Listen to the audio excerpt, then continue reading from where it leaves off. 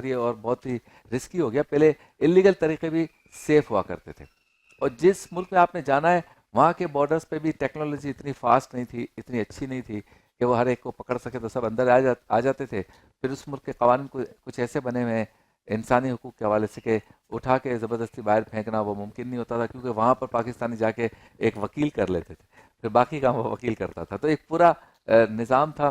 تو یہ سوچ جو ہے کہ مجھے ملک سے باہر جانا ہے, یہ پرانی ہے. آج کل یا پچھلے 4 6 8 سالوں سے اس لیے زیادہ ہو گئی کہ ہمارے حکومت کی پالیسیاں جو ہے نا ان سے لوگ تنگ آ گئے, یا سوشل میڈیا کے ذریعے جو پاکستان کے خلاف باتیں کی جاتی ہیں اس سے لوگ پریشان ہو کے کہتے ہیں کہیں ایسا تو نہیں ہے ملک ختم ہو جائے گا, چلو بھائی بھاگو. اور کچھ لوگ ایسے ہیں کہ جو کرنسی کی وجہ سے کہ بھائی 60 روپے کا ڈالر تھا, پھر 160 کا ہو گیا, پھر 260 کا ہو گیا, اب اس سے بھی زیادہ ہو گیا, تو پتہ نہیں ہے کہ کہاں چلا جائے گا. تو میں یہ کہتا ہوں کہ پاکستان نے کہیں نہیں جانا, نہ پاکستان کبھی ختم ہوگا, اور نہ پاکستان کی کرنسی کو بہت زیادہ ڈاؤن فال ہو گئی. لوگ پیسے والے بن بھی رہے ہیں, پیسہ بنا بھی رہے ہیں, کھا پی بھی رہے ہیں.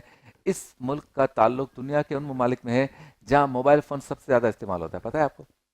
اس ملک کا تعلق دنیا کے اس ملک سے ہے, یا اس ملک